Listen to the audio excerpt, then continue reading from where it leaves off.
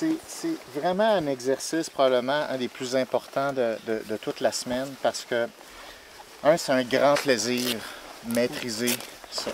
C'est un grand plaisir, c'est un grand pouvoir parce que le feu, c'est ce qui a changé le rapport au monde, le rapport hiérarchique des humains versus les grands prédateurs. Ça a complètement renversé la structure hiérarchique de l'humanité. L'important, c'est de comprendre la logique du truc. OK? C'est pas juste de partir un feu. C'est pas ça que vous devez retenir. C'est la logique. Si vous comprenez la logique, ça va changer toute votre méthodologie. Vous allez prendre confiance que le feu, à un moment donné, il va partir. Ça se peut que ça prenne plus de temps, mais ça, c'est pas grave. Le temps, c'est pas grave. Ce qui est important, c'est que vous compreniez les étapes qui sont nécessaires puis qu'est-ce qui est absolument non négociable. Partir un feu, c'est une métaphore qui est super importante. Est-ce que vous étiez là à l'événement grec? Oui. Ouais, OK. On parlait d'exponentialité. Le nerf de la guerre, c'est au début. C'est quand tu n'as quasiment rien. Quand tu n'as pas beaucoup d'énergie, il faut que tu maîtrises tous tes détails. Puis après ça, quand tu as beaucoup d'énergie, c'est facile, tu as de la flexibilité, mais pas au début.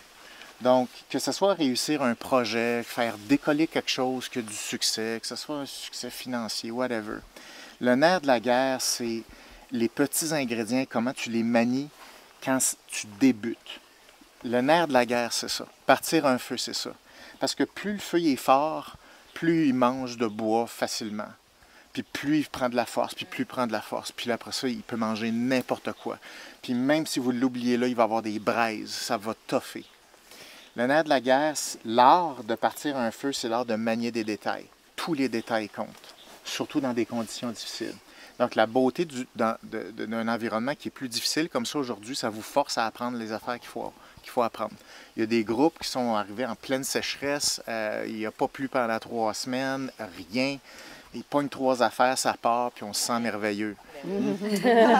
C'est sûr, mais après ça, dans leur nuit solo, il pleut, fini. Il n'y en a pas un qui a allumé un feu, ils sont tous morts de froid pendant toute la nuit. Donc, s'il y a un choix à faire, c'est mieux d'avoir des conditions difficiles là. C'est ça qu'il faut maîtriser. Parce qu'après ça, aussitôt que les conditions deviennent plus faciles, ça fait ça. Mais c'est le même principe. Donc, on est mieux de le faire quand c'est dur.